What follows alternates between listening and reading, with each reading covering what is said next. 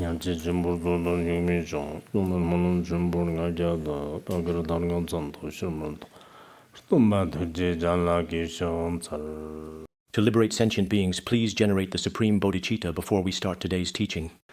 게로당 데네스당 근지텐지 감샤 접주 야르동어는 저르가 접어대다나 참바잘메 강강도 요바대다 신덤지정 랑일한일 활동 단정습 접전도 겨로 게롱다가 데나 참바 점보대동도 냠도 참바잘메 강도도 신도 지정 신덤지정 랑일한일 겨로 활동 단정습 전도 겨로 안도시 대즈 겨로 냠도 셈소 게롱다가 데는 지텐지 감샤 접주자 동조주보대다나 참바 점보대동 코바대도 담전 호도메 바츠랑동노 게롱다가 데네 참바 점보 Sutras Jivshava, Sutra, Sambachimbo, Sutras Jivshava, Sambachimbo, Sutras Jivshava. Zambi, Zochimbo, Tedala, Sisi Japan, Dharmeba, Jobota, Yeji, Intertermja, Jeremy Conum, Gangi, Yons, Kya, Zidon Kato, Donavar, Vejang, Shinder, Giban, the Chile, on the Nargunch. Dr. Yom Mam Tong, Sijan Gunjun, Ramatu, Teran, the Triguchi, in the Kaba, Shindam Zijan, the Large. Yoda Jete gave a lead on Dangerpal, Haivajiter on the Shonte, Shonate, Imtono, Dayanam, Yana Jala Sandian, Jertin, Shon, Galanta, and Jitin G. Kamja, Chotuja, on Georgia, Dedo Samba Jimbo Kunkoba, Dedo Tamjil Hanchik Dini, Ranga Sam, Jeremy Kant of Ju, de Limeto, Permar, some Togoni, Choser Jejan, Don La, Wokosho, Sosa, Wokolosson Doada, Gelonte, Samba Chimbo, Tetakosh, Na, John de Deon Soba, Jumba, on the Borzo, Mumbrashi, by Ishi, Zirkionomba, Shanchip Jimbo, Jotambro, Sergeant, Shanchip Jishan, the Sankitra Lajide, Tadan, Hlodon, Nojan, Zadan, Hamayandam, Namkar, Dondam, Mogam, Toshi Chimbo, Madame Teta Yons of Kuruam, then give the Jarotation of Chichipoteta. No Chujin Kurlo, Kurosora, de Bam Tom, Tony Jan, Jondan de Kalava Tonte, Sagane, Jondan de T, Jalam Go, Sharam Sarate, Jondan de la Yaton, Mercura Shidi, Metoko Permara Rupsam, Tedako, Jondan de la Tora Raptorate, Jean Chuchon, T. Hos, Sanchez de Torone, Zambi Jeremy Cantet of Jondan de la Party. Jondan de Dr. Latic, Latin, Zambi Jeremy Cantet of Jesus, Sor. Devrexabab, Dr. Latic, Lada, Samba, Jeremy Candet, Yons of Shat of Surgi, Sordo, Gerlonta, Denet Samba Chimbote, Raranga, Jeremy Cantet, Jondan de la Parne. These Jondan de la Certain David Japan, the Documbro, Todo, Kansam Dana Zemjanam, Jawatan, Java Kanto Jorai, Jitam Gomborku, Zaba Santir Namnum Tonga, Laga, Jitam Wombokund. Shana Shobjer number of them that Chan, Cha maybe Goshi, Ne, Kyo Momboshan, the Drawer, Monjokara, some given debated of Tonjerte, Gala Wombo Mamtonwe, Chobjer Donner, Donjer, Donner, as the same Chanyara, Lamenton Drew. Still named Perry, Joseph Donjona, Yanamraptor Jeranger, Hama, Lami Lile Yamne, Chejang Pony, Nandron Chi. Sanjir Namji Chumato, they in Roardican, Chochak Ganji Shotpa, Shop Chochak Ganji Shotapi, Jiki Shirim Yambra, Dead of their number of you, they in the Shibra, Dead of Choga Loba, La Tamchu Mal Namla, Ne, Jitin Gonji, Mupter Ve, Nandro Nams, Teta, Hon, Gay and Jitin Drumai, Shandarane, Shumber, Semjan Ganji, Lada Yangarjis, Tuxin the Russian, or Sanji, Lameba, Tarjan, Deva, Ratni, Hadam, Chipin, Jitin, Dr. Chola, Jir, so Chutim Tain, Jeremy Kant, Java, Jeremy Kant, Namja, Hua Chimbo Chola.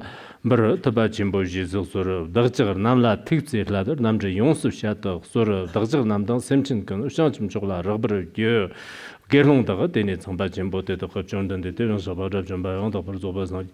Mumber Shibi, Ishi, Chimbo, the Yonombati, Shangar, certain Davids of Japan, the Mumber of Totne, Jondan, the Laterkichi, Soroto, Jondan, the Jitin, the shooting Kurdo, Kurdo, 존든데 명은데 와샤도 소르 존든데 심진 탐지 저도 소르 존든데 직든데 더 지속종도 소르 존든데 하담 제밥도 동 제밥 청바담 집인 직든데 더 개종 잠재담 제벌 제거 남당 하담 당 하마연 담 제발라 추샤도 소르 되니 기오몽보 만다 기오몽보 대와당 직든 특제와당 기오 바로 제당 하담 머남기 돈다만 만바당 대버를 제와당 개롱대도 청바 침부 쉬어 적주자 동저 접주보대도 가자식식듬 탐버 주대 존든데 라대당 선자위 주자반도 소르도 골로라메 담바 고르도 소르 제메 제와메 베르가용 동도 소르 샘심 등을 갈리 타르런 조덤 닝데베 라메 단도 소르 더적 소라준도 추종장 직된데도 더적 지스 종 가라시와 동도 주바이 손년 잠바데도 숑도 소르 게론도 되는 존든데 되어서 바저 좀 바양도 버도 버산지 문브르시비 이시침보 ዝጅምኖ 바티 참바시와 적주자 동적만 보데도 제트 존 찌직보데도 거소르와 답람 켄네 디체나 게종 잠세운 하음 듣듬 참바음 긍기장 직된도 추동텀버 마쿠르빈 콜로 언더스터 코르데 너너 등으로 남종하고 너너 등으로 고바고 너너 등으로 고브른 조비 라모 지샤와 란섬도 디데 남밥 증니스 코르도 게론당 데다가 마르비티닌 더신더시 진지 넘버시바 진지 망당즈 진지 켐체도 켐체 진지 러비 진지 소르와 소르 진지 바 진지 렘바 진지 저도 바 진지 제와 진지 가당 샤와 담년데 마르는 노바다 등어도 이드모데와 당 츠와 남브름 종때 때도 등으로기 봉보진 봉바진들도 종으로 마르방거버린 거버시베 더싱거버시베 남버시방거버시베 남버시방거베 망당승거버 김치증거베 라방거베 초랑거베 제방거베 렘방거베 쯔방거베 찌앙거베 가시 담년데와 맹용도 바다 등으로 연마데와 당 측반남 거때 데 등으로기 봉보진 봉바 거부른교도 지셔던 점들은 좀 주요 개체를 합도단도 개론도 되는 정도의 대응서 받을 좀 봐요도 벌써 선지 문브르시베 이시진보 ዝጅምኖ 바티 추진 고론더 하담 제바 참바담 제빈 지테 게브저를 잠세던 제빈 고르짐단도 고르데 까직 탕직 여쯤 되니라 쪽쪽시와 쪽쪽자 동쪽 직지 렘바메 프라 zagbar namle simr number trurlo dedag tamje jang rig baksam 담바당 문브르시바 찍당 담바당 number 타로 get당 상턴도 상탄버 삼 타르와 질라 삼탄버 저도 number 타로 젤라 삼탄버 저도 삼탄 간간이가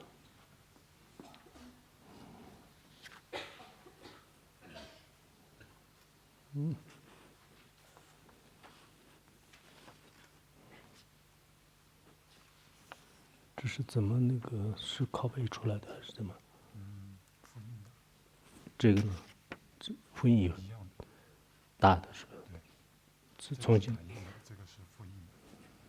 这编的字体是吧？怎么编的？是电脑上编的还是大一个一个大的？对，什么对两个的？啊？电脑上打的那个是。这是以前木头刻的。木头刻的。对。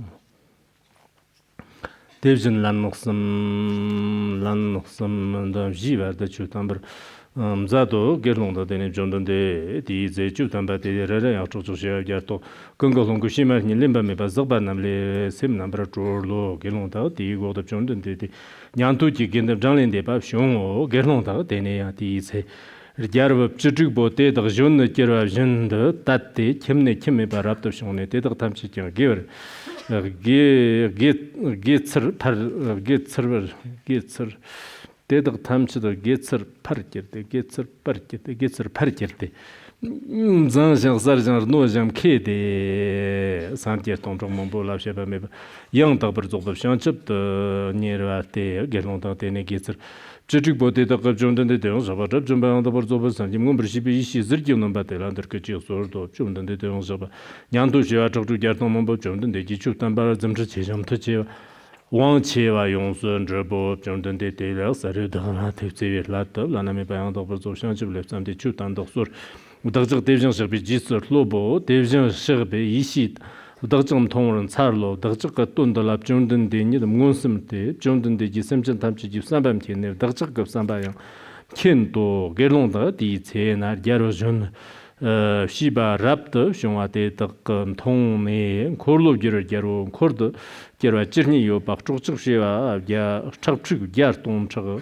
Gyar Chir Tsav Jir Rapta Shungwa Gir Do Ge Long Da Denim Zhong Den De Deong Shaba Chab Zhong Ba Yang Do Bar Zo Ba Sang Jim Gom Bar Shiba Yi Shi Chimbo Zir Gyong No Ba Ti Ge Tsir De Dag Sura Da Bam Chen Ne Karwa Nyich De Ne Tambi Chupa Ma Karbo Jif Shawi Chu Jir Nam Zhang Jim Dor De Shin Der Ye Ba Chimbo Shang Chu Sen Hua Nam La Damba Sanji Tamchi Ji Yong Su Zong Ten Kur Jibo Te Dag Tam Chen La Ye Chir Rap Do Tang Do Ge Long Da De Ne Ya Di Se Zhong Den De Zhong Den De Ji Xia Ba De Ge Tsir Zhi Bo Te Dag Lang So Zong Wo Gen De Shang Che Bo Ge Long Da De Ne De Zhong Sha Ba Zhab Zhong Ba Yang Do Bar Zo Ba Sanji Mong Bar Shi Ba Yi Ji Zir Ji Non Ba Ti Ge Tsir Zhi Bo Te Dag La Na Me Ba Yang Do Bar Zo Ba Shang Che De Long Tan Do Ge Long Da De Ne Yang Zhong Den De Zhong Sha Ba Zhab Zhong Ba Yang Do Bar Zo Ba Sanji Mong Bar Shi Ba Yi Shi Zir Ji Non Ba Na Bar Yi Shi Zir Ji Non Be Chu Ji Nam Zhang Da Sha Ba La Nyan Tu Dang Ge Tsir Zhi Bo Te Dag Mu Bar Kir Do Zhog Chig Shwa Chig Chu Gyar Tong Chig No Te Zum Za Bar Kir Do Ge Long Da De Ne Zhong Den De Ge Long Da De Ne Zhong Den De Zhong Sha Ba Zhab Zhong Ba Yang Do Bar Zo Ba Sanji Mong Bar Shi Ba Yi Shi Jin Bo Zir Ji Non Ba Ti Tam Bi Chu Ba Ma Kar Wo Chu Ji Nam Zhang Da Kar Shwa Tong Go War Da Mum No War Tan Ne Nang Da Yang Tak Bar Jog Ba Nang Da Yang Tak Bar Jig Bi Shi Da Zig Lak Kang Da Ji So Ge Long Da De Zhong Sha Ba De Dar Tar Kar Wa Ja Chh Zhi Tong Go War Da Zig Lak Kang Da Ne De Nang Da Yang Tak Bar Yang Tak Jog Ba Yang Tak Jog La Ji So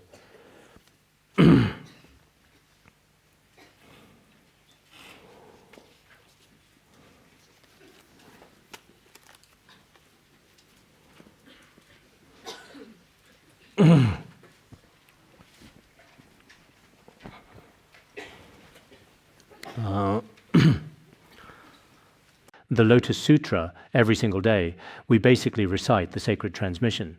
It usually takes approximately 10 to 15 minutes to complete. Then, the comprehensive lecture generally does not exceed an hour in duration. This is basically the consistent and steady pace that we diligently follow each and every day. Now, with great anticipation, we will continue our in-depth discussion of the profound Lotus Sutra. Everyone present should earnestly endeavor to arouse the supreme and unsurpassed bodhicitta, which is the enlightened mind of awakening, for the ultimate benefit of all sentient beings. Previously, we extensively discussed that before the Tathagata Great Penetration Wisdom Victory, the powerful Brahma kings from various celestial places respectfully came to earnestly request the profound Dharma and to humbly make their offerings. Next, from above, as well as the other various directions among the 10 directions everywhere, including below and the 4 cardinal and 4 intermediate directions clearly, all except those from above, specifically had already definitely arrived earlier completely. The methods are quite similar indeed overall today. Earlier today I also shared a very simple story with you, a simple narrative story from the comprehensive biography of the Lotus Sutra. It is also profoundly about gaining significant and lasting longevity through the dedicated and continuous study of the profound and enlightening teachings contained within the sacred text known as the Lotus Sutra. This is indeed such a case.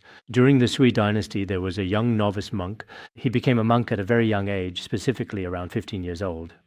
This practice was often quite common in the past as well, historically speaking. Actually, even now, many people still practice physiognomy. Some of them are indeed quite accurate. Some use divination or feng shui. We shouldn't be completely superstitious about it, but we also shouldn't totally reject it. At that particular time, a fortune teller saw this young novice monk clearly and said that his life would be very short, that he wouldn't live past 18 years old. He was staying with an old wise monk. After the old monk found out about this sad news, he thought deeply, if he really doesn't have much time left, indeed, then for now, it's better to let him go home and see his beloved parents. So the young monk was indeed allowed to go home. After he returned, he subsequently stayed in a quiet temple. There he came across a profound verse from the Skillful Means chapter of the revered Lotus Sutra. Indeed, it was a significant verse from that particular chapter.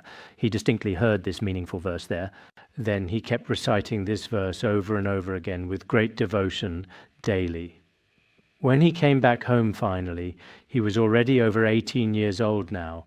At this point, the old monk also found it very remarkable indeed. The fortune teller also thought it was very extraordinary, truly. What merit you accumulated? You have already increased your merit and lifespan by 80 years through diligent practice alone. Later it was discovered that he had only recited a verse from the Skillful Means chapter of the Lotus Sutra with sincerity. So everyone here today should also understand this clearly. Nowadays people truly long for longevity, desperately indeed. Of course, when our lifespan has come to its end, there is nothing anyone can do about it. But aside from that, clearly, if there are indeed many external conditions that cause significant obstacles to one's life path today, one can rely on the inconceivable blessings of the Buddhas and Bodhisattvas.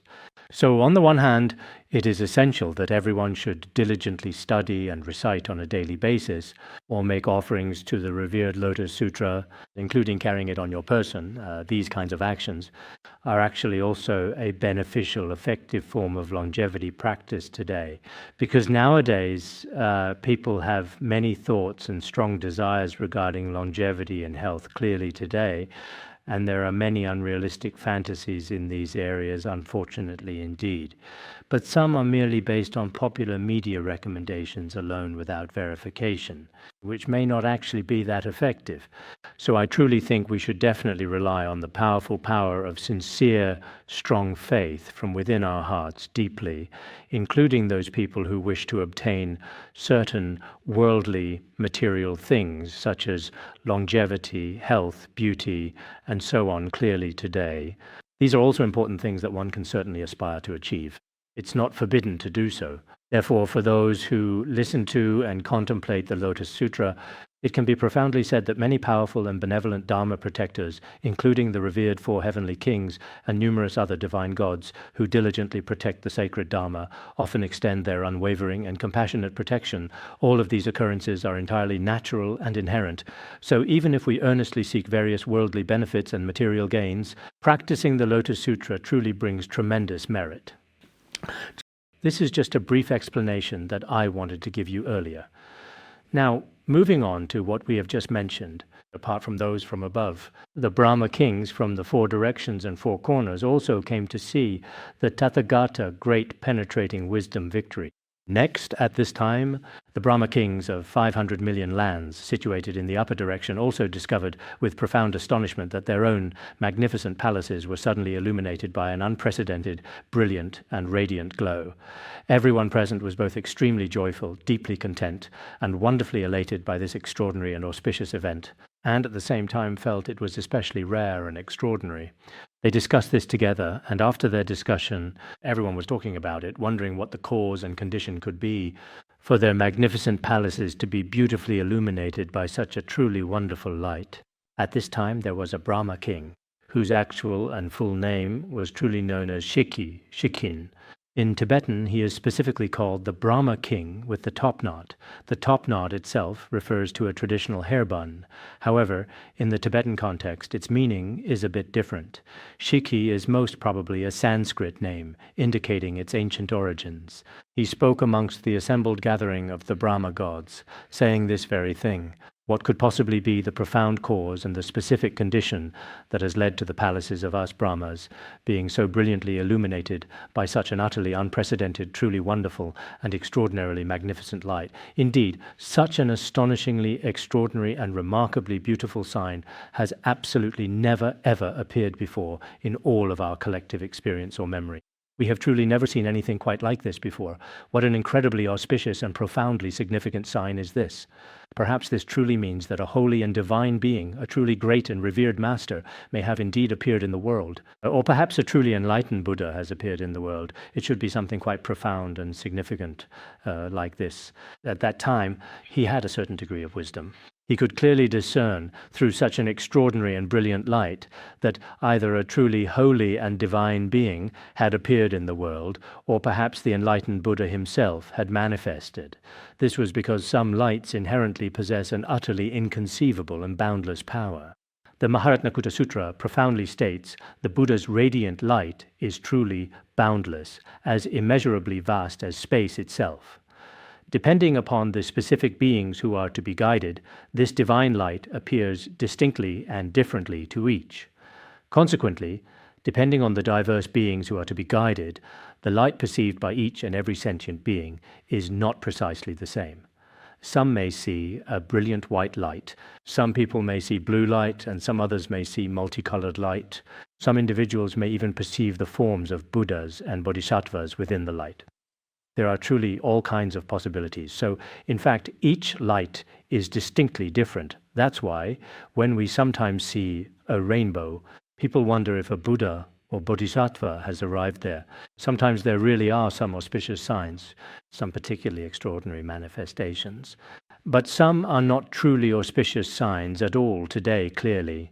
However, we shouldn't fall into extremes unnecessarily, nor should we naively believe everything blindly, completely, without thought, nor should we disbelieve all the lights we see entirely. We should use wisdom and insight to discern properly today. So, at that time, long ago, the Brahma kings also said very clearly that such a light had never appeared before in the Brahma world itself. There are two distinct possible situations here. Either a truly great virtuous being has appeared, or a Buddha has indeed come into the world. So there should be these two clear possibilities. At this time, 5 trillion Brahma kings, each residing in their own palaces, manifested by their individual merit, carried all kinds of vibrantly colorful celestial flowers, carefully held within their flowing robes, and gracefully descended from the upper worlds to the lower worlds, diligently searching for the true source or ultimate origin of the light. When they finally arrived and manifested themselves in this world, they saw the Tathagata great penetration wisdom victory. He was in the place of enlightenment, sitting under the Bodhi tree peacefully on a lion throne with great majesty. There were devas, dragons, and Gandharvas gathered around, as well as kinnaras and maharagas present there, and also humans, non-humans, and so on. A great many sentient beings were respectfully gathered around him. This is basically the very same as what was previously described. At the same time, he also saw the 16 noble princes. These 16 princes also respectfully requested the Buddha to turn the Dharma wheel. These 16 princes were actually the princes before this Buddha long ago renounced the world completely and attained Buddhahood with great determination. Among the 16 princes gathered there should be one. The 16th one might be Shakyamuni Buddha himself. I'm not sure if we'll get to talk about that today. At that time, they requested the turning of the Dharma wheel. Actually, their revered father, who was the king, if this esteemed father truly attained a profound spiritual realization, then his beloved sons or even his cherished daughters should also unequivocally show him the utmost respect and reverence. It seems that the father of this Buddha, great penetration wisdom victory Tathagata, was a wheel-turning king. He also came later on. In our institute, there are also some cases just like this. For example, when a child eventually becomes a Kenpo or Kenmo, their parents also come to witness this significant event. Some are quite very respectful.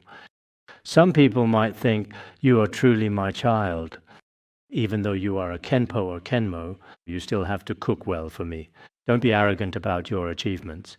Right now, at this very moment, we have several cases where the children have become Kenpos or Kenmos. But actually, one could reasonably assert that, on the one hand, for instance, it has been observed that the offspring of certain individuals have indeed transitioned into becoming revered and respected Dharma teachers, guiding others on their spiritual paths and sharing profound wisdom. But the parents themselves also often attend their classes. So they are both their children and their teachers. So it's a kind of dual identity. Sometimes they really want to scold them, lecture them, or even hit them. Because they've been used to it since childhood, they really want to hit them. But if they do hit them, they've also listened to a lot of Dharma teachings from them. So it truly becomes hitting their own teacher. From the perspective of Buddhism, hitting your teacher is indeed not good. But from a worldly perspective, for some, the idea of hitting your own child might unfortunately seem perfectly natural. However, in a different context, these 16 noble princes still earnestly requested the enlightened Buddha to compassionately turn the Dharma wheel. This is necessary to request the turning of the Dharma wheel. So at this time, King Brahma, with profound reverence, bowed in homage before the enlightened Tathagata Great Penetration Supreme Wisdom. He bowed deeply with his head and face, meticulously circling a remarkable 100,000 times. He then offered exquisite heavenly flowers, gathered from the celestial realms of the gods, carefully placing them upon the sacred body of the Buddha. He made offerings of flowers as high as Mount Sumeru. He also made offerings to the Bodhi tree. After finishing the offerings, they utilized the magnificent celestial palaces each one of them had carefully brought along with them from their homelands, and offered them one by one before the Buddha. After making the offerings, they requested, saying, "We sincerely hope with all our hearts the Buddha will show compassion and benefit us sentient beings here today. Please accept these palaces we have offered to you with devotion." At this time, King Brahma and many heavenly beings present all spoke in unison before the Buddha, expressing themselves in verse. In fact, at that particular time, these heavenly beings and King Brahma, each with their own distinct mindset and in their own unique way, made their earnest requests. But in reality, they also represent us ordinary sentient beings. This is true for any content in the Buddhist scriptures. And not just in the Buddhist scriptures, in fact, many customs in the world are like this as well, a common pattern observed across various cultures. For example, when a leader arrives, if people have something to report or request, a representative will speak on their behalf. At that time, it is just one person speaking, but in fact, he represents everyone present. For instance, if a powerful king or a prominent national leader gives a significant speech at an important event to address the assembled audience, but in fact his actual speech is not just directed at the people present at the scene. In reality today, it concerns all those under his jurisdiction and authority and all those connected to him closely now. Although at the time, long ago, it was a conversation and exchange between the Buddha and Brahma King himself, in fact, truly, from the perspective of time, that moment has already passed and we are not there. From the perspective of environment, we are not there either. But in reality, we can also say that we are the direct recipients of the teachings spoken by the Buddha. If we have any requests, the things they requested can also be said to represent us. So this is not only in terms of the Dharma, but also truly applies to any other conversation or dialogue in the real world. There are also aspects of time and space involved, with similar or comparable differences in appearance and quality then. At that time long ago, these Brahma kings offered all their palaces and garlands of flowers to the Buddha with reverence, and after making these offerings to the Buddha, they indeed said this: "How wondrous! We have witnessed something extremely rare. We have seen the Buddha, who is truly the great sage, the enlightened one, capable of saving the entire world. He can, indeed, encourage all sentient beings to be liberated, urging beings everywhere to free themselves completely now from the prison of samsara within the 3 realms of existence today." As for how this is expressed in Tibetan language precisely, the wording is a little different from this translation here. The meaning is that he can liberate beings from the cycle of rebirth in the 3 realms, or that the holy Buddha is the one who can save and deliver them. Seeing you is extremely rare and brings great joy. That is the meaning here, because at that time they personally saw the Buddha. And the special quality of this Buddha is that he can liberate sentient beings of the 3 realms from the ocean of suffering. The Buddha possesses this ability. No other prominent celebrities or influential officials in our contemporary world, nor any of the numerous and widely adored idols whom people particularly choose to follow, deeply long for and genuinely admire, do not necessarily possess this extraordinary and unique ability. So we can also reflect very deeply and profoundly on this significant matter. At that particular time, he explicitly said that the Buddha's profound words can be fully understood by all noble and enlightened beings among both humans and celestial gods. He consistently uses his boundless compassion to genuinely care for all sentient beings of all conceivable kinds, all sentient beings, all living creatures. Nowadays, many people often say, "You're so incredibly cute," using the delightful word meng, which means adorable. Some of our common expressions now, we genuinely don't even fully know or recall anymore. For example, before it was meng, something or other, a phrase that has now largely faded from our collective memory. Now people say baby instead. Baby is hungry, baby is tired. The tiny baby was absolutely scared to death. Actually, I was truly scared myself. I am incredibly hungry right now. I'm experiencing a lot of pain. Sometimes, the times do change. We truly don't always know what people are actually saying now, do we? We truly have no clear idea what they are profoundly talking about when referencing Buddha's sacred words. Please have profound mercy on us, all sentient beings, and graciously give us the divine method to truly open the precious nectar, so that it may ultimately benefit all sentient beings throughout the entire world. In the countless kalpas of the past, no Buddha was ever born. So, for a Buddha to appear in the world now, in this present moment, is truly an extremely rare and significant event. When the world-honored one has not appeared in the world, it can be said that all 10 directions are shrouded in darkness. Precisely because of this, people commit even more negative karma. The number of sentient beings in the 3 lower realms keeps increasing. Even the asuras, these powerful and often malevolent beings, are becoming increasingly prosperous, their influence and power expanding across various realms. Whenever these asuras are mentioned or discussed, it inherently signifies that they are actively engaged in committing more and more negative karma, accumulating detrimental actions and intentions that contribute to their unwholesome existence. They have many opportunities to create negative karma. As a result, consequently, there are also quite a significant number of sentient beings migrating into the 3 lower evil realms. And the number of heavenly beings, including humans, is becoming increasingly fewer and fewer in terms of quantity, because most of them are actually truly committing negative karma.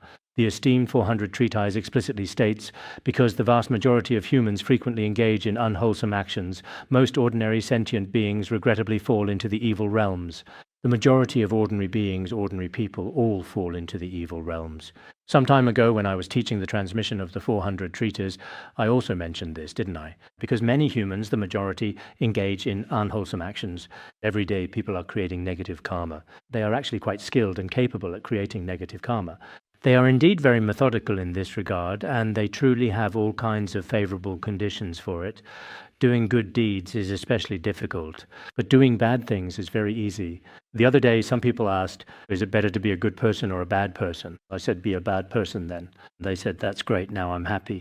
It's just too easy to be a bad person. That's why so many people are willing to be bad. If you choose to be a bad person, the path is wide open for you. No obstacles, no adverse conditions. But if you try hard to be a good person today, others don't like it at all, you yourself suffer greatly inside, and the path is very narrow indeed. There are so many evil people in this world now. It was the same back then too. Because the Buddha had not yet appeared in the world, and because people had not heard the Dharma, they often engaged in unwholesome actions and deeds. For these reasons, even their physical strength, their inherent abilities, and their profound wisdom were clearly weakened and significantly diminished. This is a very important point. I sincerely hope everyone remembers this crucial point. If one does not hear the sacred Dharma from the Buddha and often engages in unwholesome deeds, then one's appearance, one's vital strength, and one's inner wisdom will all diminish. I hope everyone keeps this in mind. What I truly mean here today is that if we do not carefully listen to or deeply contemplate the profound Dharma, then we will inevitably continue to engage in unwholesome actions for a long time. If that's the case, their physical condition and abilities will become less and less in accordance with the Dharma. Their wisdom will also gradually diminish over time, just like some people in our study group who have unfortunately withdrawn. They used to be doing fairly well before, but now they have completely left the Dharma and its teachings. This includes some people in our institute who used to be good at listening and contemplating the teachings, but due to some adverse circumstances, they have left. After they left, I gradually inquired, what is this person doing now? They used to have pretty good academic performance. Where are they now? Now they're committing negative actions. It's frightening. They don't even have a correct understanding of cause and effect. So many people around us know what has become of this person. Sometimes it's truly pitiful. Therefore, generally speaking, some people today, even though their wisdom may not be very great at first initially, are able to persist for a long time steadily onwards. They never stop listening, contemplating, and practicing diligently daily for 10, 20 years continuously. Sometimes even during the process of study and contemplation, they encounter all kinds of troubles, but they keep on persevering. In this remarkable way, their wisdom and their abilities become quite truly remarkable. Someone who was in a very poor state when they first arrived, if they keep working hard little by little, in the end, they truly become outstanding. Time truly proves everything. After a considerable amount of time, all their dedicated efforts will indeed bear fruit. Of course, there are also some individuals who were performing exceptionally well before. Their wisdom, compassion, and abilities, all of these were quite good. But later, perhaps because they didn't pay enough attention, especially because they stopped listening to the Dharma, if they don't listen to the Buddha's teachings, gradually their own minds change and they become a different person. That's precisely why I generally don't dare to stay in really big cities for extended periods of time, and I don't dare to be too far from the Dharma. Otherwise, it truly seems that in many significant aspects, my words and my actions would end up changing drastically. So I hope that everyone here will remember these words well. Right now, we rely on the blessings of the three jewels, and everyone has the opportunity to hear the Dharma. But if we go for a long time without listening to the Dharma and continue to keep engaging in scattered, unwholesome actions for a considerably long period of time, then in the future, your profound wisdom and deep compassion will all gradually weaken more and more. Mipham Rinpoche said in his commentary on the adornment of the middle way that among all worldly conditions, the very best and most virtuous is compassion, and among all ultimate conditions, the most profound and unwavering best is faith. Faith and compassion are the most supreme among all worldly and transcendental phenomena. This is what is stated in the commentary on the adornment of the middle way. But if you do not engage in long-term study and contemplation, your compassion will definitely weaken more and more. Your faith will also gradually diminish and weaken. If both your faith and your compassion significantly weaken, then becoming a truly good practitioner in the future will be nothing but an empty, hollow fantasy, or simply an unrealistic and utterly unattainable statement. Therefore, everyone present here today should, with great consideration, first recognize that it is not easy to encounter the Dharma. We have taken refuge in the Dharma. Some are monastics and karmic connection, some, not ordained, still have the valuable opportunity to listen, deeply contemplate, and diligently practice as dedicated lay practitioners. But this also requires a significant long-term commitment, just like how people in the world maintain their families nowadays, constantly recharging and making continuous efforts. Otherwise, our faith is not something that will never change. We humans all have a tendency to be attracted to the new and tire of the old. Our faith in the three jewels is the same way. Initially, we may feel very especially fond of and confident in the sacred three jewels of Buddhism. But after 5 or 6 years, or even 10 or 20 years, gradually, just like a beautiful flower slowly withering away, in the end, truly nothing remains. There is this risk. So I truly think this particular point is very, very important, and I want to emphasize it again and again. If in the future everyone is deeply immersed in Buddhist education for a long, extended period of time, your profound faith and boundless compassion may not diminish at all. If your faith does not decline, then your diligent study and profound contemplation of Mahayana Buddhism will not be interrupted. If your unwavering compassion does not fade, it will be relatively easy to protect your precious bodhicitta. Under the benevolent guidance of bodhicitta, you will continue to greatly benefit all sentient beings through your compassionate actions. Next, it is profoundly said that these very sentient beings often dwell in wrong views and false teachings, unfortunately, not recognizing the fundamental rules and established standards of virtue which are essential for spiritual progress and moral conduct. Because they are not guided by the profound wisdom and compassionate teachings of the Buddha, they inevitably fall into the lower realms of existence, experiencing suffering and hardship. In fact, the Buddha is truly the clear-eyed one of the world, possessing perfect insight and understanding, illuminating the path for all beings, who only appears after a very long time. He has profound compassion for all sentient beings throughout the entire world, and that is precisely why he manifests himself in this earthly world. The Buddha has truly transcended everything in this mundane world and has attained perfect and complete enlightenment. This time we have truly encountered and profoundly seen this magnificent Buddha, and we are extremely, overwhelmingly joyful and filled with immense happiness. At that auspicious time, the exalted Brahma gods and all sentient beings, without exception, were filled with immense joy and praise. All of this was truly unprecedented and utterly remarkable. The profound and unwavering faith that the Brahma king and countless others experienced upon first seeing the enlightened Buddha was truly beyond any human words or conventional descriptions to adequately convey. They were extremely, extremely joyful. This kind of deep, profound joy is truly unimaginable for people living in our world today. People in the world, perhaps, even if they encounter the truth, see the Buddha, or meet a spiritual teacher, may not necessarily feel such joy. But when they encounter other things, like winning some truly significant and highly coveted worldly prizes, or experiencing a particularly thrilling and memorable, exciting moment in our contemporary world nowadays, when they win an award, at that time, some people even cry uncontrollably when they receive an award. Not so very long ago, there was a match that took place between China and South Korea. It certainly seems that China ultimately won in the end, securing a decisive victory. After the victory, many people cried very hard. Some people actually even fainted completely right there on the spot, because the relationship between South Korea and China isn't very good. And also, sometimes, the powerful emotions of people's anger and their insatiable greed are inextricably mixed together. I distinctly heard that at that particular time, this situation was unfolding in a bustling city located within mainland China. People from all corners of the region went there to cheer for China.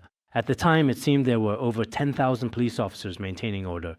Later, China had already indeed won. It had been a truly significant long time since China had won in such a decisive manner like this. Many young people were incredibly happy at that particular moment, but I was deeply contemplating. One side is experiencing profound joy and elation, but the other side is simultaneously enduring immense pain. So sometimes today it's really hard to say clearly now what exactly we humans are happy about in life. The treatise on the 10 stages says very wisely, it's like giving up a great treasure for the sake of a small profit foolishly.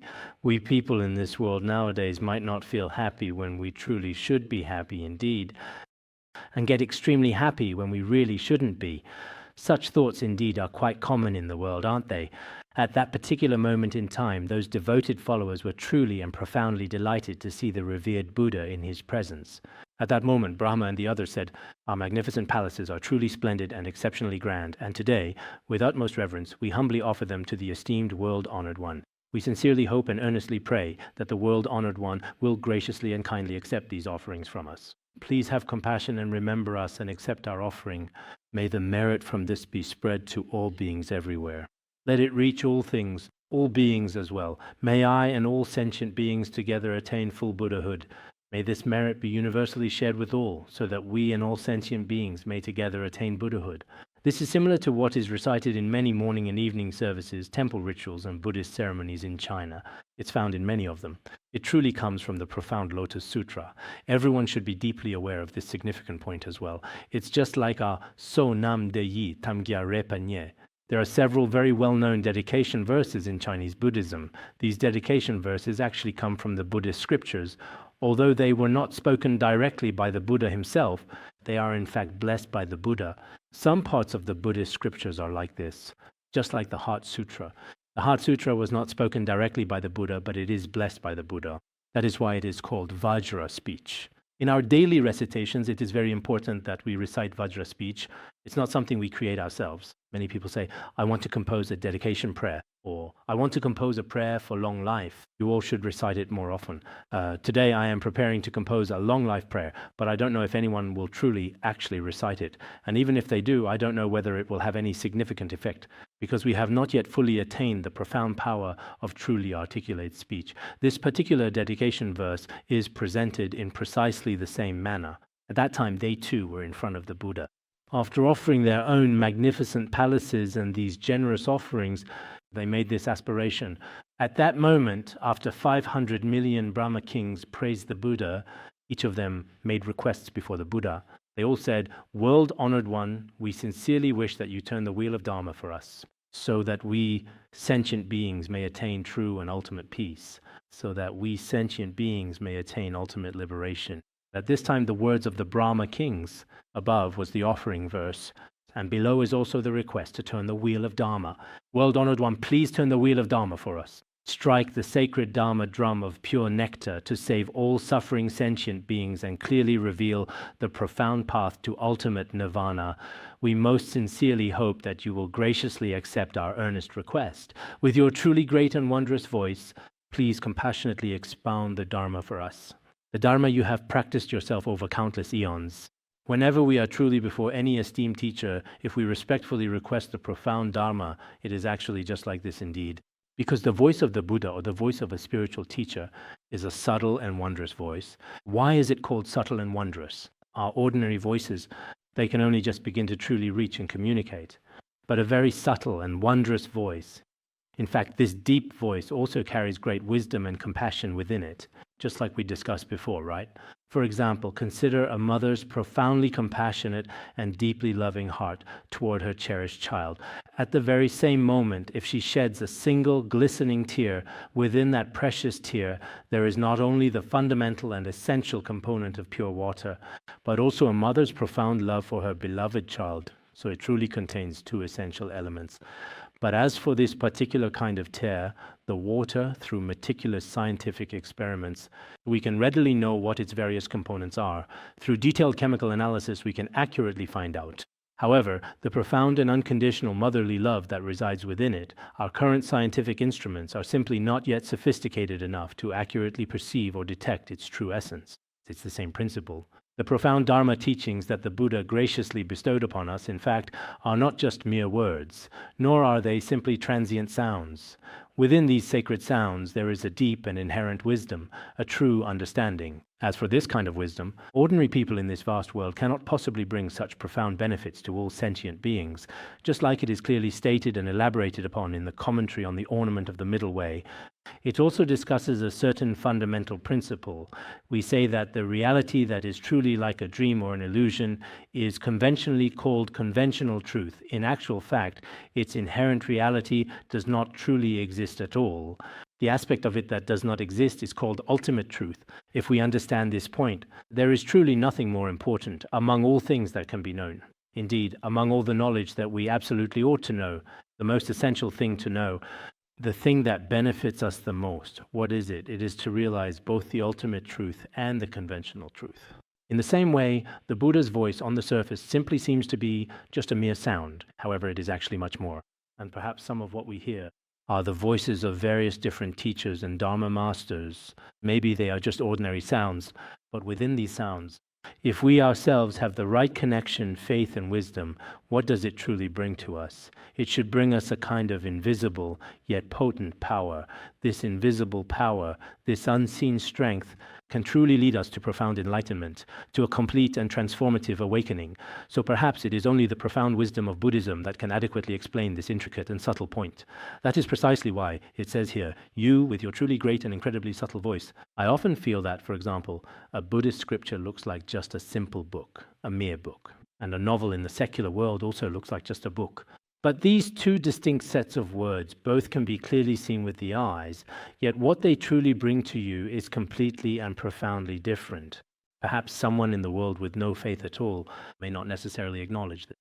But if you truly understand the profound meaning within, a single word can indeed lead you to a complete awakening and ultimate enlightenment. Moreover, this kind of awakening is something ordinary people in the world simply cannot attain. But another book may not necessarily lead you to enlightenment.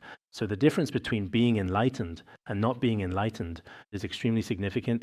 An enlightened person, for example, even if his own father or his mother passes away, he can completely and fully face it. A worldly suffering is something very simple for him to handle.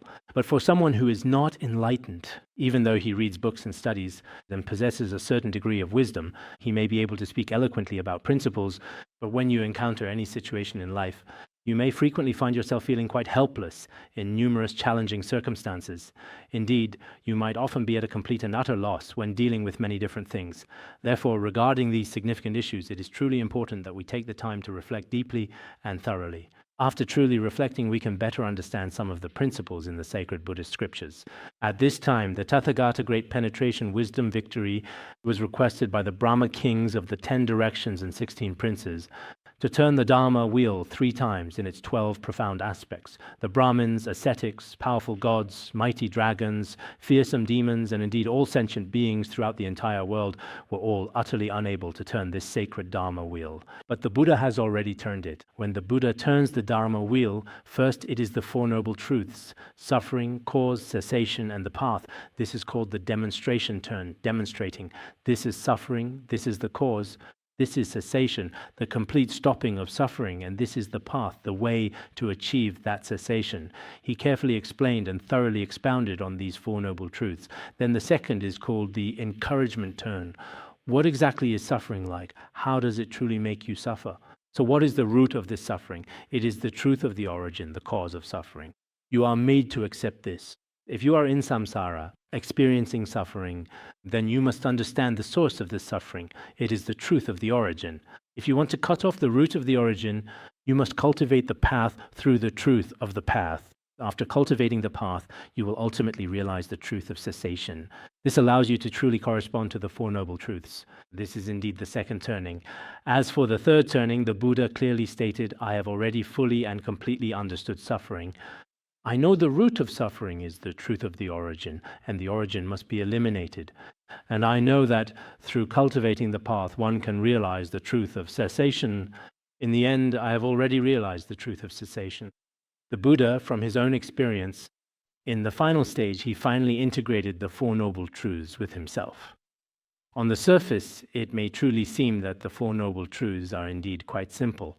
But in reality, if we truly go from the first turning to the third turning, which represents a significant progression or evolution, at first with any kind of knowledge, for example, with any other kind of knowledge or field of study, after someone has completely finished writing it for you and presented it in its final form, the author himself has not actually realized it, but the Buddha first tells you the Four Noble Truths of suffering, origin, cessation, and path are like this.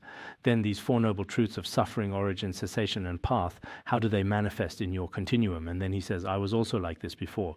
But through consistent practice and dedication, I have completely eliminated the origin and ended all of my suffering. And finally directly realized the entire process of the cessation of suffering. He used his own experience and insight to explain this clearly today. So what is this called exactly then? This is called the turning of realization, precisely. Therefore, the Buddha's 3 turnings of the Dharma wheel can also be described as the 12 aspects of the Dharma wheel tradition altogether. As mentioned earlier, the Four Noble Truths of suffering, origin, cessation, and path should be understood in this way. There is also the extensive explanation of dependent origination. If we talk in detail about the 12 links of dependent origination, ignorance conditions formations, formations condition consciousness, consciousness conditions name and form condition, the 6 sense bases, all these conditions are explained by dependent origination. The 6 sense bases condition contact, contact conditions feeling, and feeling then conditions craving. Craving conditions clinging, clinging conditions becoming, becoming conditions birth. Birth conditions, old age and death, as well as sorrow, lamentation, pain and distress, these several factors. This is the usual way in which we cycle through samsara. Conversely, if we go in reverse, cessation occurs. This is further explained from this explanatory perspective. When ignorance ceases, then formation cease. When formation cease, consciousness ceases. When consciousness ceases, name and form cease. When name and form cease, the 6 sense bases cease. When the 6 sense bases cease, contact ceases. When contact ceases, feeling ceases. When feeling ceases, craving ceases. When craving ceases, clinging ceases. When clinging ceases, becoming ceases. When becoming ceases, birth ceases. When birth ceases, old age, death, sorrow, lamentation, pain, and distress all cease. All the intricate forward and reverse processes of the 12 fundamental links of dependent origination are precisely like this. In fact, the profound Four Noble Truths and the 12 links of dependent origination also significantly complement each other in a deeply interconnected way. In our root stanzas of the Middle Way, it is clearly stated that if one can directly perceive all phenomena as truly arising from their interconnected causes and conditions, then one can fully comprehend suffering, its ultimate origin, its complete cessation, and the noble path. If we are indeed able to deeply see that all phenomena arise due to these intricate causes and conditions, then we can truly understand the fundamental principles of suffering, its precise origin, its final cessation, and the correct path. At that time, one can see the Buddha and perceive the true nature of all phenomena. The content discussed here is actually the same as what is being said here. The 12 links of dependent origination, the 12 causes and conditions. As for the 12 links of dependent origination and the Four Noble Truths, within the Śrāvakayana, which is also known as the vehicle of the hearers, these are considered the most essential and fundamental teachings. At that particular time, the Buddha expounded such profound teachings among both gods and humans. After the Buddha finished teaching this sacred Dharma, there were 600 million Nayutas of people who, because they were not attached to any phenomena, attained liberation from all mental afflictions. Here, not attached to any phenomena, they had already attained a state of emptiness. In other words, they were no longer subject to any form of rebirth within the cycle of samsara. They would no longer be reborn within the cycle of existence. They would no longer transmigrate within samsara. Their afflicted minds had already attained a state free from defilements. In other words, they had already achieved enlightenment at this point. All of them attained profound and subtle meditative concentration, as well as the 3 knowledges, the 6 supernatural powers, the 8 liberations, and so on. When the Buddha gave his 2nd, 3rd, and 4th turnings of the Dharma wheel, there were countless sentient beings, numbering in the tens of millions, billions, as numerous as the sands of the Ganges. Also, because they were not attached to any dharma whatsoever, they attained liberation from their afflicted minds. This means that some say during the first teaching they had already attained liberation. The essential explanation of the Lotus Sutra says, "Those of sharp faculties awaken to 1,000 truths upon hearing once. Those of middling and lower faculties hear much but awaken to little." For those with sharp faculties, just hearing once is enough for them to become fully enlightened. Those of middling faculties truly need to hear many times before gradually attaining some enlightenment. As for those with dull faculties, even after hearing many, many times, they still do not awaken. They have listened many times, for many years already. I've listened many times myself. Do you have bodhicitta now? No, you don't. Do you have renunciation? No, you don't. So do you understand? No, you don't. Anyway, I've been listening here for many years. It's perfectly fine. At least I'm very well fed and truly content. There are indeed people like this too in this world. For those with dull faculties, even hearing a lot doesn't necessarily lead to awakening. So here it is clearly mentioned that earlier, at a significant point in time when the Buddha spoke for the very first time, all of those who were present became fully enlightened. Some people really do have different capacities. Those who have faith and wisdom, these people, even if they don't hear much, their comprehension is quite high. They make truly great progress in a remarkably short period of time. If it usually takes around 6 years for most individuals to fully complete their studies, some people finish in just 2 years. If it takes 10 years for most people, some finish in 5 or 6 years. It's not just their wisdom, their faith also needs to match it properly and sincerely today. If they only have wisdom but lack faith completely within, the truths he has realized may not necessarily be applicable in practice effectively now. As for those sentient beings just mentioned, some individuals only became truly enlightened after hearing the profound teachings once, or perhaps even twice, or indeed 3 distinct times.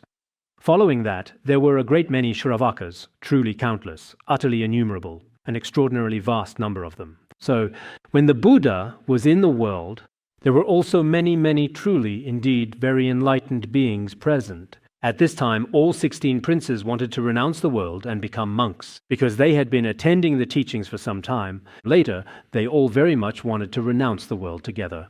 It would be best if they all stayed ordained together and didn't return to lay life. Nowadays, in some monasteries, several people ordain together at the same time, and when they return to lay life, they also do so as a group.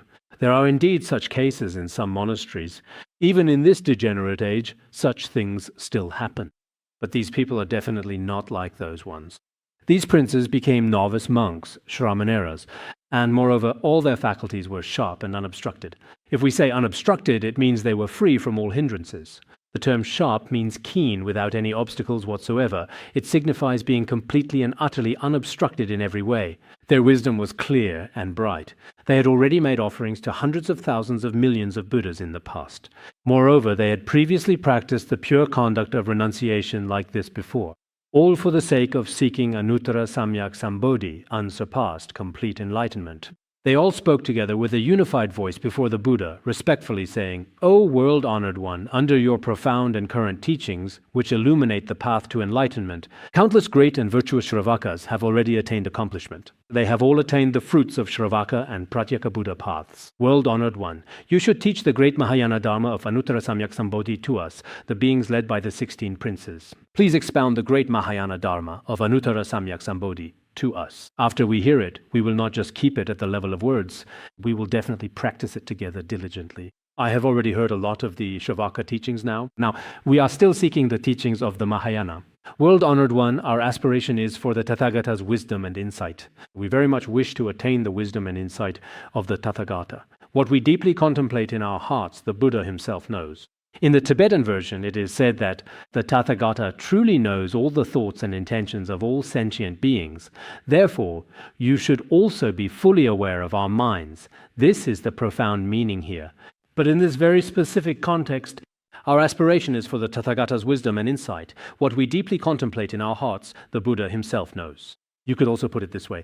Any thought or intention in our minds, you see, truly, the Tathagata does not need to rely on any other instruments or anything like that. He completely and truly and fully understands on his own. You truly understand my thoughts. You definitely know them without a doubt. The Guru knows well. The Guru knows. Lama Chen, Lama Chen. The Buddha knows by his own realization. The Buddha realizes perfectly always. Lama Chen. Actually, the meaning should be like this. We wish deeply to attain the Tathagata's wisdom and understanding clearly. Buddha, you know this well, Lama Chen. It's not easy to translate this part from Tibetan, but it also carries this meaning precisely. Buddha, you know the thoughts and intentions arising in our hearts, our ideas completely. We truly, truly wish not only to renounce the household life, but also to liberate sentient beings. We also sincerely wish to attain the profound and ultimate Mahayana Dharma. At this particular moment, among the vast and diverse retinue of the magnificent wheel-turning Holy King, there were approximately 80,000 sentient beings present. Indeed, this very same wheel-turning Holy King, a figure of immense power and spiritual authority, was in fact the revered grandfather of those 16 noble youths, wasn't he? He was indeed their beloved grandfather, wasn't he? He certainly should be. When they saw these noble princes, that is to say his own cherished grandsons, become dedicated monks, they too felt a strong desire to renounce the household life. You see, now it's just like some families here in this very place, where everyone becomes a monk. 3 generations all become monks. The king also graciously permitted and fully approved it. At this significant time, the Buddha received the earnest request from the young novices, specifically the 16 youths who were just mentioned. After a very long period, specifically 20,000 kalpas, had completely passed, he once again taught the profound Mahayana Dharma among the entire fourfold assembly. Bodhisattva Dharma Victory first taught the Venerable Bodhisattva Ever Weeping the chapter, The Buddhas Neither Come Nor Go. After another 7 years, he entered Samadhi for 7 years, and then turned the Dharma wheel again. Before this turning of the Dharma wheel, Bodhisattva Ever Weeping and the others kept waiting. They waited for 7 years, unlike us nowadays, who want to immediately receive a teaching or an empowerment. I'm about to leave right away. The car is already over there. The engine's already started. I'm about to go. Please, I urgently request that you grant me an empowerment, as I must depart soon. It is not as simple as that. At this particular juncture, the text explicitly states here that after a truly immense span of 20,000 kalpas had elapsed, following the moment he made his profound request, there ensued a very, very long and extended period during which there was absolutely no Dharma transmission whatsoever. Then after 20,000 kalpas, he transmitted the Lotus Sutra to the fourfold assembly of disciples. That is to say, he taught the Dharma that is protected and cherished by the Buddhas to the Bodhisattvas. After this sutra was transmitted, these 16 Shramaneras gathered together for the sake of attaining Anuttara Samyak Sambodhi with great determination and devotion, began to recite and practice it diligently daily. When this sutra was being expounded, all 16 Bodhisattvas had already accepted and believed in it. At that time, wasn't the Buddha teaching them? While he was teaching, the 16 great bodhisattvas, they were originally Shramaneras, but look, now they immediately became bodhisattvas. They all accepted and believed. Their faculties were excellent. When the Buddha profoundly expounded the magnificent Lotus Sutra, they had all already wholeheartedly accepted and deeply believed its profound teachings.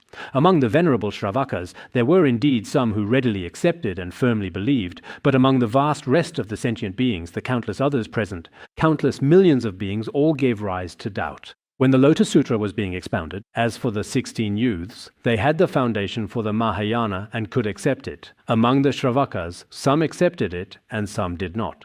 And among rest of sentient beings, there were countless. Countless types is probably just a figurative number, but in reality, there were an extremely large number of sentient beings who not only could not accept it, but also developed great doubt. So sometimes when we talk about the Lotus Sutra, I also thought about this last year. I suppose I'd also received this Dharma before. At that time, I hesitated for a long time, wondering whether to teach it or not. If I were to teach it, some people would definitely gain a lot of really great benefit from it. That is absolutely certain. Some would gain partial benefit, and some might even fall into downfall because of it. It's possible. There would also be some who develop doubts. There are some inconceivable phenomena within this, which are truly and genuinely hard to fully imagine or comprehend. The treatise on the 10 stages says, "Foolish people do not wish to hear the unsurpassed true path. Even if they hear it, they cannot believe, nor can they recite or uphold it. Even after hearing it, they do not believe, nor are they willing to recite it. This is all perfectly normal." So here, developing doubts or feelings of strong aversion, or being completely unwilling to accept it, this is absolutely to be expected and quite natural. So among us, you can also observe this for yourselves and truly see which type you truly are. If you genuinely take the Lotus Sutra from this point on as something to, even though some of its content may not be entirely clear to you, you should still truly regard it as an inconceivable Dharma treasure. Throughout my life, I must always regard it as the object of my offerings and prostrations. There are also some other people, and for some, they might think, well, it's fine, I can just study it a bit. I'll listen to it when I have time. And if I don't have time, then it's no big deal. But for some, they may develop doubts or even fall into decline. This is possible. It was the same when the Buddha taught at that time. After the Buddha finished teaching this sutra, he continued to teach it without interruption for 8,000 kalpas, without any rest at all. Or perhaps it wasn't exactly like that, but he kept teaching continuously without pause for 8,000 kalpas. Our Shakyamuni Buddha taught for 8 years, but here it was indeed 8,000 kalpas, a truly immense 8,000 kalpas without any interruption whatsoever, without a moment's rest. So, after he had completely finished his profound teaching, the Buddha then entered his meditation chamber. He remained in profound meditation for 84,000 kalpas, deeply entering into a state of samadhi. Let's stop our discussion here for today. Sonam dei tamse thobanya tonne de dhamma pase jirgana jirano chupai chupun sonen droa droa Bandharangara Badma Sodargye Bandharangara Badma Sodargye Bandharangara Badma Sodargye